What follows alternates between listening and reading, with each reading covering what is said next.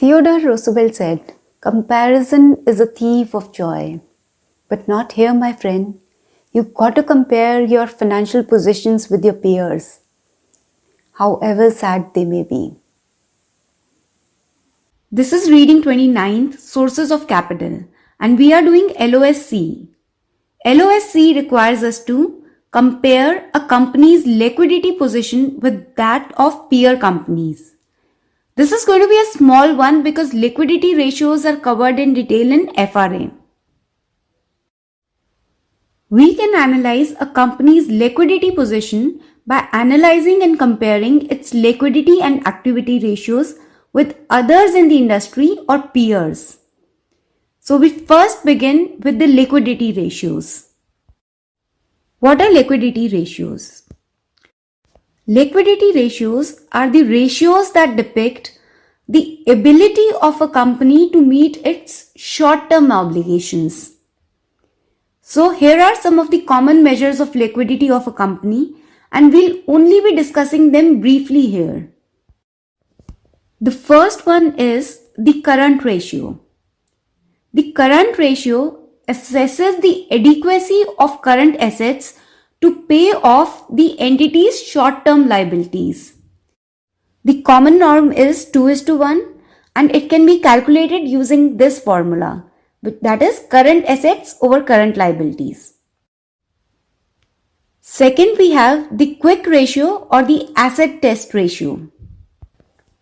The quick ratio assesses how adequate the highly liquid current assets are of a company to settle its short-term liabilities.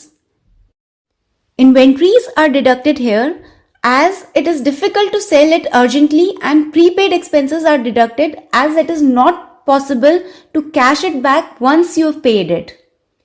The common norm here is 1:1 and quick ratio can be calculated using this formula, that is current assets minus inventory divided by current liabilities.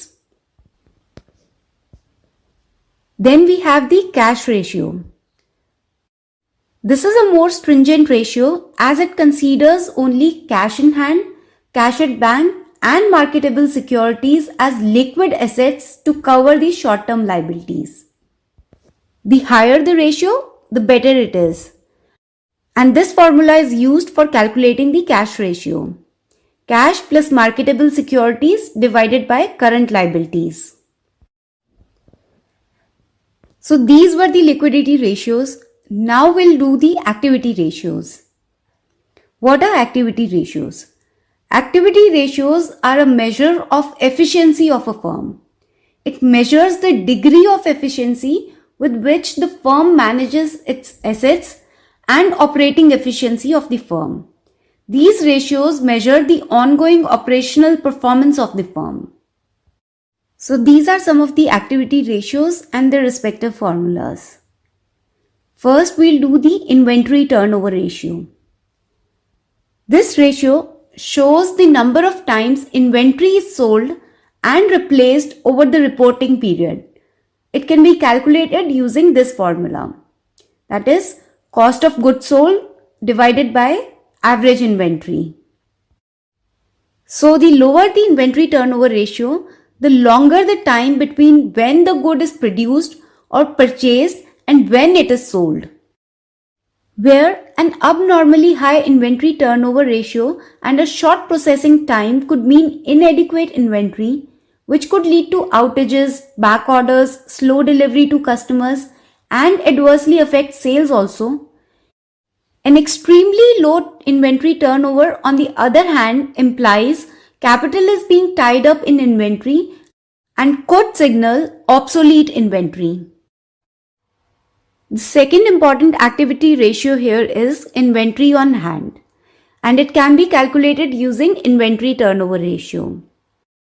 This ratio reflects the number of days a firm takes to sell its average balance of inventory.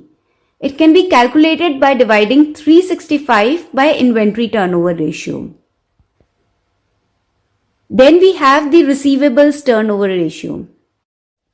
This ratio represents the number of times in a year a business collects its accounts receivables. This ratio can be calculated by dividing revenues by the average of accounts receivables.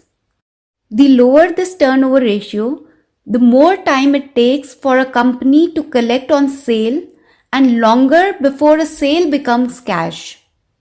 This ratio is a better and a detailed analysis tool than current or quick ratio. A company might have a favorable current or quick ratio, but if the receivables turn over at a slower pace, the liquidity ratios would not be a good measure of liquidity. And the same applies to the inventory turnover as well. Then we can also calculate the days of sales outstanding from the receivables turnover ratio.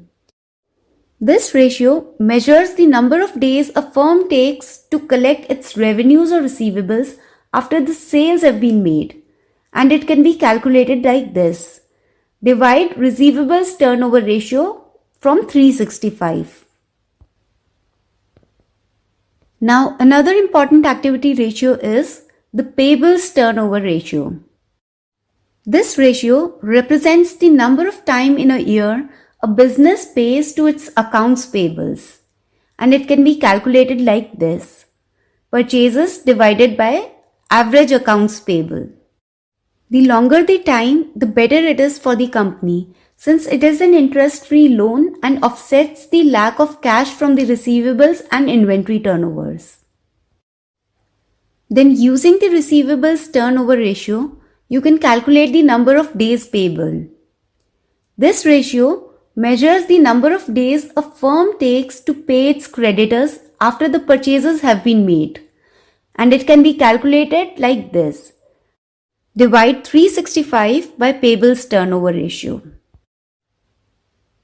Finally, one of the most important activity ratio is cash conversion cycle. The cash conversion cycle is a period that exists from when the company pays out the money for the purchase of raw material to the suppliers to when it gets back the money from the buyers of the company's finished goods. And this ratio can be calculated like this. Days of inventory plus days of receivables minus the days of payables. So this ratio is the number of days a firm takes to sell its average balance of inventory plus the number of days a firm takes to collect its revenues minus the number of days a firm takes to pay its creditors. So that's it with LOSC. Find the notes on this topic and questions for your practice at procfa.com. And as always, if you have any queries, contact us. We'll get back to you as soon as we can. Take care.